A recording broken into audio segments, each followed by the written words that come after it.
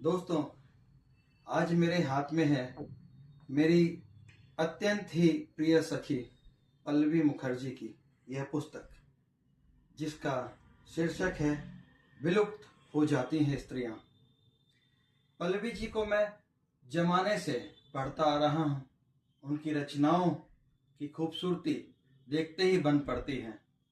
प्रेम का उनका आलोड़न और उनकी तरह तरह की कविताओं की खुशबू हम सबको लगातार सराबोर करती रहती हैं।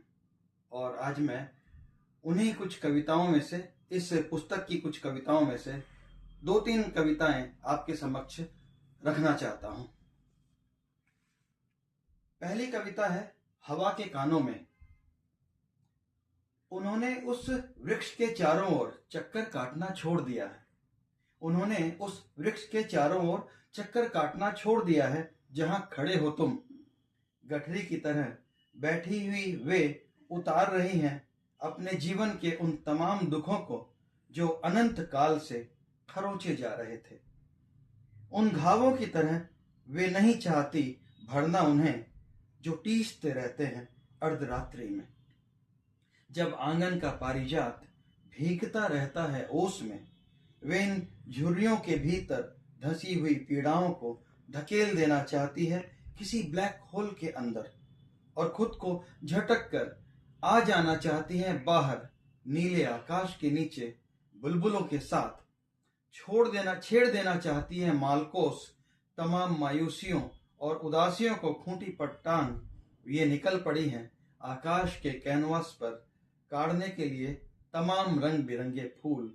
हवा के कान में झूल रहे हैं खुशबुओं के झुमके।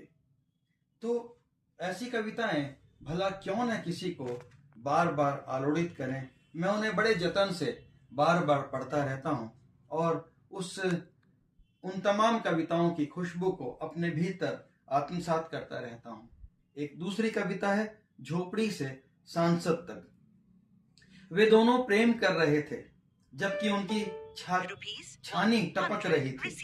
चूल्हे पर आंच कम थी और राख ज्यादा, फिर भी वे प्रेम कर रहे थे। तार तार फटी गुदड़ी में सिमट कर भी वे दोनों प्रेम कर रहे थे। और इधर सांसद में हंगामा हो रहा था कि दिया जाना चाहिए मुफ्त में इन्हें चावल, कंबल और माटी का तेल, ताकि वे न मरे भूख से, ठंड से। पर कौन बताए मुफ्त के अनाज कंबल से छानी नहीं बनती।